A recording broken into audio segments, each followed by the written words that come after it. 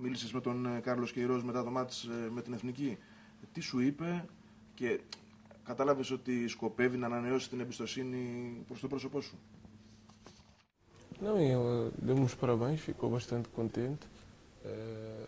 Até me fez uma dedicatória. Στην αφιέρωση που μου έγραψε πάνω στη φανέλα, έγραφε στο μέλλον και σε επόμενες μελλοντικές εκκλήσεις για την Εθνική.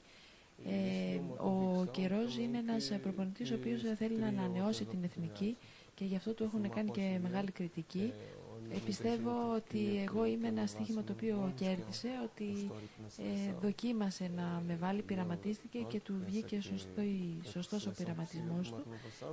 Είμαι πολύ χαρούμενος και είμαι αισιόδοξος. Έχουν ακουστεί και έχουν γραφτεί πολλά για τις σχέσεις των ποδοσφαιριστών της ΑΕΚ μέσα στα αποδυτήρια. Εσύ προσωπικά αισθάνθηκες ποτέ ότι κάτι δεν πάει καλά μεταξύ σας? Ένας προπονητής που έχει υπάρξει και ποδοσφαιριστής αντιλαμβάνεται τι περνάει από το μυαλό του παίκτη σε δεδομένες στιγμές. Εγώ σαν άνθρωπος και σαν χαρακτήρας προσπαθώ να είμαι ειλικρινής και δεν θέλω να μιλάω αυτό που σκέφτομαι και αυτό που νιώθω, γιατί για μένα αυτό είναι και το καλύτερο. Όταν λοιπόν έχω νεύρα, έχω ένταση, είμαι στενοχωρημένος ή οτιδήποτε θα το πω, το αποτέλεσμα είναι και να τιμωρηθώ και να φάω πρόστιμο, αλλά το προτιμώ αυτό από το να κρύβω. Πιστεύω ότι ίσως αυτό καμιά φορά δημιουργεί προβλήματα, μας βλάπτει το ότι θέλουμε να είμαστε ειλικρινείς και να τα λέμε. Πώς φτάσαμε στο επεισόδιο ανάμεσα στο Τζεμπούρ και στο Σκόκο, δηλαδή επειδή εσύ ήσουν και μπροστά και ξέρεις την κατάσταση από πρώτο χέρι, ήσουν μάλιστα ένας από εκείνους που τους χώρισες, γιατί η κατάσταση ξέφυγε από τον έλεγχο?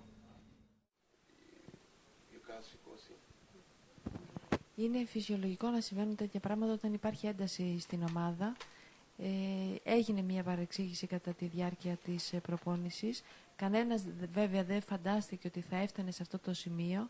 Από εκεί και πέρα, αν ήταν και μια άλλη μέρα και ήταν και οι δύο σε καλύτερη διάθεση, ίσως να μην είχαμε φτάσει εκεί που φτάσαμε. Ωστόσο, έγινε επίσης και μια δεύτερη παρεξήγηση, γιατί εγώ προσπάθησα να τους χωρίσω, αλλά ο προπονητής δεν το αντιλήφθηκε αυτό. Νόμιζε ότι είμαι με τον Τζιμπούρ, ότι έχω δημιουργήσει το επεισόδιο. Από εκεί και πέρα, ίσως να δόθηκε και πολλή έκταση και από τον τύπο. Αυτά τα πράγματα συμβαίνουν. Επειδή μόνο σου ανέφερες πριν ότι χρειάζεσαι περισσότερο χρόνο συμμετοχής για να δείξεις αυτά που μπορείς, θεωρείς ότι αδικήθηκες από τον κύριο Δόνη και ότι υφίστασε και τώρα αδικία από τον κύριο Μπάγεβιτς? Vamos lá ver se as coisas correm até o final, senão terei que pensar na minha vida. Δεν είναι τόσο θέμα το να έχω αδικηθεί, όσο πιστεύω είναι περισσότερο θέμα σεβασμού και αναγνώρισης. Δηλαδή, όπως εγώ δεν αμφισβητώ τη δουλειά κάποιου, τη δουλειά του προπονητή, έτσι πιστεύω ότι όταν με χρησιμοποιούν γιατί βλέπουν ότι τα πράγματα δεν πηγαίνουν καλά και μπαίνω και βάζω γκολ και διορθώνονται τα πράγματα, νομίζω ότι θα έπρεπε αυτό να αναγνωριστεί και να ξαναέχω την ευκαιρία. Όπως επίσης, με στεναχωρεί το γεγονός ότι σε ένα παιχνίδι δεν πάνε τα πράγματα καλά και η λύση είναι να μπω εγώ και κάπως να τα διορθώσω. Και όταν πηγαίνουν τα πράγματα καλά, να μην με βάζουν ότι με στενοχωρεί, αυτό με στενοχωρεί. Το Δεκέμβριο που είχα κάποιες προτάσεις, μίλησα με τον προπονητή και μου είπε ο προπονητής ότι υπολογίζει σε μένα και ότι θέλει να συνεχίσω και κάθισα. Τώρα πιστεύω ότι θα έχω περισσότερες ευκαιρίες. Ιδάλλως πρέπει να κοιτάξω και εγώ τι θα κάνω με τη ζωή μου. Τελευταία έχει αναπτυχθεί μια θεωρία σύμφωνα με την οποία αποδίδεις καλύτερα όταν έρχεσαι από τον πάγκο. Παρουσιάζεται μάλιστα και ο προπονητής ότι στηρίζει αυτή τη θεωρία και ότι γι' αυτό χρησιμοποιείσαι περισσότερο ως αλλαγή. Εσύ τι απαντάς σε αυτό και αν έχεις ενημερωθεί ποτέ από τον προπονητή σου ότι σε αντιμετωπίζει κατά αυτόν τον τρόπο?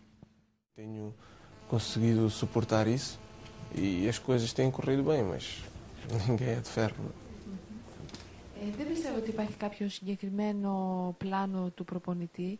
Πιστεύω ότι ο προπονητής πριν από κάθε παιχνίδι σκέφτεται την ενδεκάδα, προτιμάει κάποιους άλλους παίκτες, έχει κάποιες άλλες επιλογές πέρα από τη δική μου και από εκεί και πέρα, αναλόγως πώς πηγαίνει το παιχνίδι, με την πορεία του παιχνιδιού και το ρυθμό του παιχνιδιού, κάνει κάποιες αλλαγές.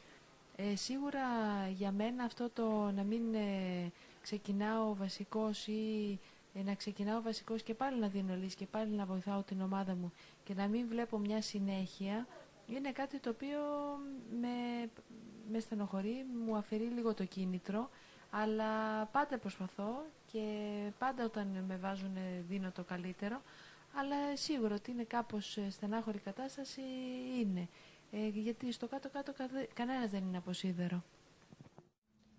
Αν εσύ ήσουν ο προπονητής της ΑΕΚ και κρίνοντας από την παρουσία των Τζεμπούρ και Σκόκο ως δίδυμο, θα άλλαζες κάποιον εκ των δύο για να παίξει ο Εντίνιο?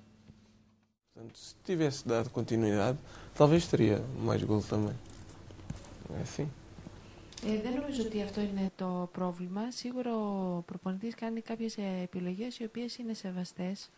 Ωστόσο, όταν κάποιος παίζει καλά και οι συμπαίκτες του δεν είναι σε καλή φάση και μπαίνει για να αντικαταστήσει αυτούς που δεν είναι σε καλή φάση, για ποιο λόγο να μην έχει και αυτός την ευκαιρία να έχει μια συνέχεια παρουσίας? Δηλαδή, κάποιοι παίκτες και ο Τζιμπούρ και ο Μπλάνκο είχαν αυτή την ευκαιρία να έχουν μια συνέχεια στα παιχνίδια και δεν αποδώσανε όπως θα έπρεπε να αποδώσουν.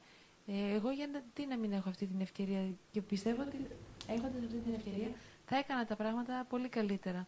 Εάν πάρουμε το μέσο όρο των λεπτών συμμετοχής των τριών αυτών ποδοσφαιριστών, θα δούμε ότι παρόλο που αυτοί έχουν παίξει διπλάσιο χρόνο σε παιχνίδια από ότι εγώ, με τον Τζιμπούρ για παράδειγμα έχουμε 1 γκολ διαφορά.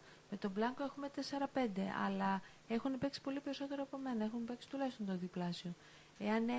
Αν είχα παίξει εγώ, πιστεύω ότι θα είχαμε τα ίδια γκολ, ίσως και περισσότερα.